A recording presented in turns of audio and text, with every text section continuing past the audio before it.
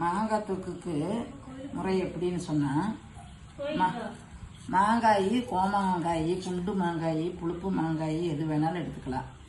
எடுத்துட்டு நல்லா கண்டமாக மாங்காயை அறுக்கணும்.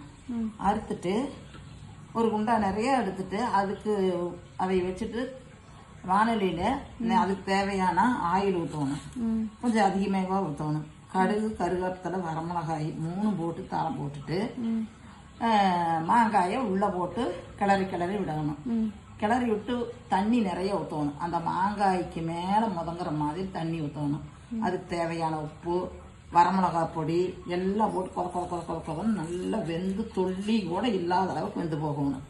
வெந்த பிற்பாடு ஜாம் மாதிரி ஆயிடும். பார்த்தா தனியாக இருக்காது, நல்லா இருக்கும்.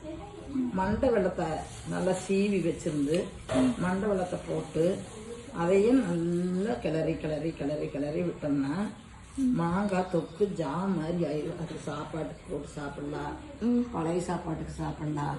15 நாள் 1 மாதம் ஆனாலும் அந்த மாங்காய் தொக்கு கெடாது. இது மாங்காய் தொக்கு போடுறதுக்கு ரொம்ப நல்லது, ஈஸியான வழி. மாங்காய் சீசன் சமயத்தில் இதை போட்டு வச்சுட்டா 1 மாதத்துக்கு வேணாலும் கெடாமல் வச்சு சாப்பிடலாம். வெளியூருக்கு போகும்போது இதை போட்டு கொண்டுட்டு போய்க்கலாம். நல்லது.